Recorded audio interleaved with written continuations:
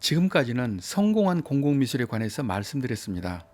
그러나 이번에는 성공하지 못하고 실패한 공공미술 사례를 들려고 합니다.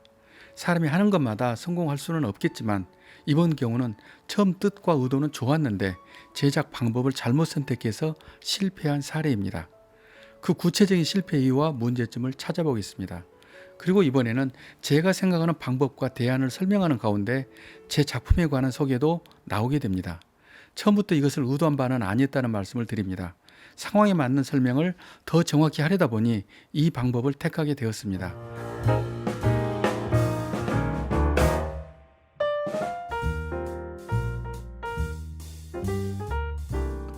지금부터 4년 전 2016년 2월 중국 방송입니다. 중국 징저우, 우리 발음으로 형주에서 높이가 57m, 무게가 1200톤이나 되는 거대한 청동 관우상이 그 모습을 드러내었습니다. 이 방송에서 느껴지듯이 그들은 기대에 부풀었습니다. 중국 당국은 세계 최대의 관우상을 만들면서 그에 따른 관광 효과와 엄청난 경제 효과를 노리고 있었습니다. 그리고 4년이 지난 2020년 11월 19일 방송을 보시겠습니다. 이 동상이 건립 허가를 받지 않았다고 전했습니다. 동상 받침 때만 허가를 받고 정작 동상을 세울 때는 허가를 받지 않았다는 것입니다. 我们后来查阅城乡关法，确实它还是有些构筑物可能也要大型构筑，可能也需要这个报批。之前不了解。 중국 당국은 시정을 지시했고 징저우시는 결국 관우 동상을 이전하기로 결정했습니다. 보시는 것처럼 이 관우상이 규정 위반이라고 합니다. 이것은 허가를 받지 않는 구조물이라 다른 곳으로 이전을 해야 한다는 내용입니다. 정말 그런 이유일까요? 다음은 중국 당국에서 관우상에 대해서 그들 스스로가 분석한 내용입니다. 조형물은 너무 크고 품질이 낮다. 주제가 부적절하고 주변 환경과 어울리지 않는다. 세금만 낭비했다. 징저우 고성의 풍모와 역사적 가치를 훼손했다. 그리고 4년간 관광객들은 거의 찾지 않았다. 이렇게 분석했습니다. 여기서 가장 정확한 분석은 바로 이 말입니다. 관광객이 오지 않는다는 것, 즉 사람이 오지 않는다는 이유입니다. 사람만 많이 오고 관광지가 활성화되면 주변과 어울리지 않아도 좋아 보인다고 말할 겁니다. 이 동상은 4천여 개의 청동 조각 판들을 하나하나 이어서 조립하여 완성한 작품입니다. 전체 높이는 20층 빌딩 정도, 정확히 57.3m입니다. 받침은 군함을 연상하게 하는 배 모양이고 들고 있는 청령 오늘도 무게만 136톤에 이릅니다. 작가는 한메일인, 그는 2008년 베이징 올림픽의 마스코트를 디자인했으며 그림, 서예, 조각 등 여러 분야에서 활동하는 중국에서 꽤 유명한 작가입니다. 우리나라에 와서 전시를 한 적도 있고 보시는 것처럼 우리 영부인께서 국빈급으로 예우하는 대단한 분입니다. 동상 건립비는 1억 7천만 위안, 우리 돈으로 290억 원 정도입니다. 그런데 지난 4년간 이 동상으로 들어온 수입은 거의 없습니다. 관우문화원은 매일 매순간 유지 비용이 들어가서 그동안 엄청난 적자를 계속 참아온 상태입니다. 이곳은 그동안 사람이 거의 찾지 않았습니다.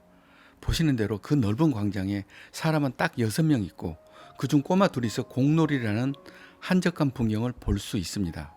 이것으로 그간의 상황은 짐작이 되실 것입니다. 더군다나 집안도 침해되고 또 문제가 생기니까 보수할 비용도 아깝고 이때다 싶어 이전 계획한다고 발표했던 것입니다. 하지만 제 체험과 실무적인 지식으로 감히 말씀드리는데 이 작품은 그냥 철거해야 합니다. 다른 데로 이전하는 것은 비용이 훨씬 더 들고 더 어렵습니다. 예를 들어 아파트를 지었는데 어떤 문제가 생겨서 옆으로 10m만 옮겨야 한다는 것을 가정해 보면 이해가 쉬울 것입니다. 그러면 후베이성에 왜 세계 최대 규모의 관우상이 들어서야 했을까요? 후베이성 징저우는 삼국지를 보신 분들은 다 아는 형주라는 지역입니다. 여기는 관우와 인연이 깊은 삼국지의 주요 무대였습니다. 아시는 것처럼 중국 사람은 관우에 대한 애착이 대단합니다.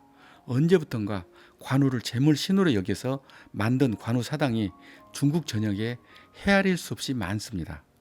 특히 후베이성 사람들은 관우에 대한 자부심이 대단합니다. 그래서 관우 무덤 주변에 관우 공원을 만들고 관우와 관련된 관광지를 만들려고 했던 것입니다. 이것이 후베이 성의 세계 최대의 관우상이 설립하게 된 동기가 된 것입니다. 이것은 스토리텔링이라고 하기보다는 그대로 리얼리티가 살아있는 드라마이고 역사적 현장이라 그 문화유산적 가치는 비교할 수 없는 최고 그 자체였습니다. 그런데 왜 실패하였을까요? 그럼 이제부터 관우상 실패 원인을 분석해 보겠습니다. 첫째, 실패한 이유는 기법의 진부함 때문입니다. 이 기법은 브론즈라고도 하며 청동 주물 기법이라고도 합니다.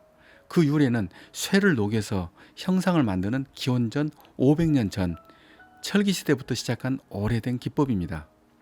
이것을 요즘의 첨단 디지털 시대이고 4차 산업, 인공지능 시대에 그대로 쓴다는 발상 자체가 문제였습니다. 이 기법은 불상이나 2, 3m 정도의 작은 조각에는 좋습니다. 그러나 57m의 대형 조각은 건축에 더 가깝습니다. 이런 대작에는 이런 기법은 어울리지 않았습니다. 이 기법은 스킨이라고 하는 작품 표면이 밀폐되었기 때문에 외부와 내부가 완전 차단되는 것이 가장 큰 문제입니다. 공기가 소통되고 빛이 비치고 바깥 풍경을 볼 수 있는 기법이 아니라는 겁니다. 그 설명을 위해서 잠시 호주의 거리 풍경 사진을 보여드립니다. 멀리 사람 얼굴로 보이는 건물이 있습니다. 천천히 가깝게 가보겠습니다. 얼굴의 음영 크기를 가로선으로 조절해서 멀리서 보면 사람의 얼굴로 보이는 것을 연출한 건물입니다. 독특한 건물이라 주변에 사람이 항상 많이 몰린다고 합니다. 이 건물은 관우상이 만들어지기 1년 전 2015년 호주 멜버른에 생긴 높이 80m, 31층짜리 건물입니다. 얼굴을 표현한 재질은 GRP라는 신소재로 글래스 리인포스드 플라스틱의 약자입니다. 간단하게 말하면 유리섬유로 보강된 플라스틱이라고 할 수 있습니다.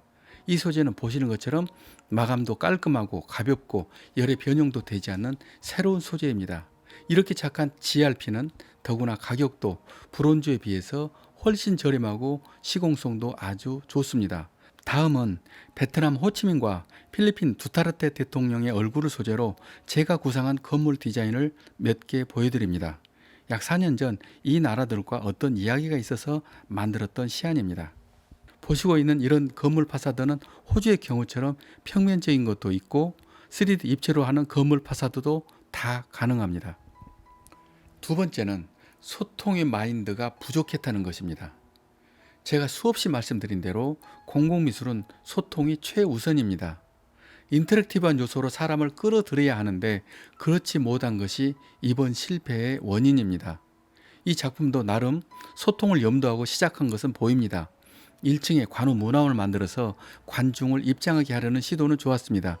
그러나 작품 속으로 사람이 들어가고 맨 위층까지 올라가서 시가지를 내려다 볼 수 있는 전망대 같은 이른바 핫플레이스를 만들었어야 합니다.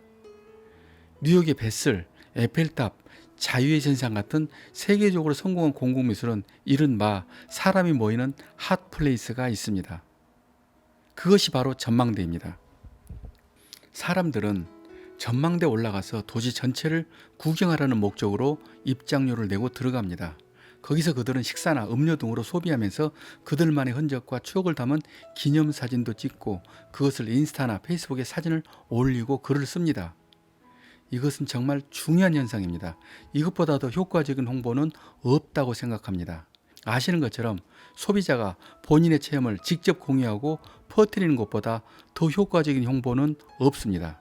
징저우 관우문화원은 정말 중요한 찬스를 놓친 것입니다. 이제 지금까지의 경비 290억 원을 날리는 것은 물론이고 추가로 경비를 들여서 철거 공사까지 해야 하는 상황입니다.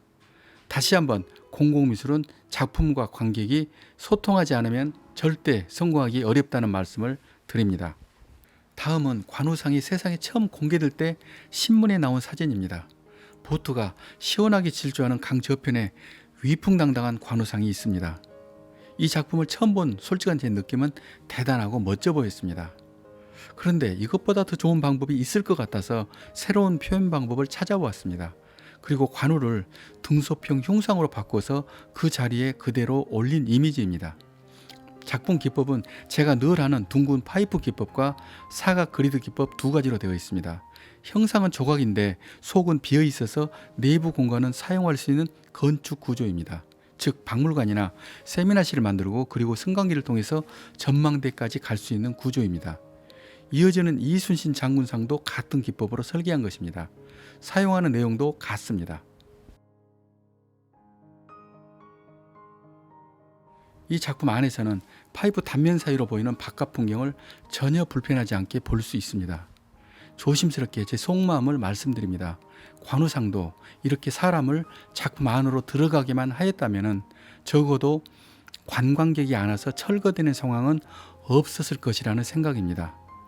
이렇게 제가 하는 기법을 하나하나 설명하는 것이 맞는 것인지도 아직 잘 모르겠습니다. 그러나 열린 시대이고 서로 오픈하고 문을 여는 것은 소통의 중요한 자세라고 생각해서 말씀을 드렸습니다. 여기까지입니다. 저는 공공미술을 하는 작가 이철이었습니다.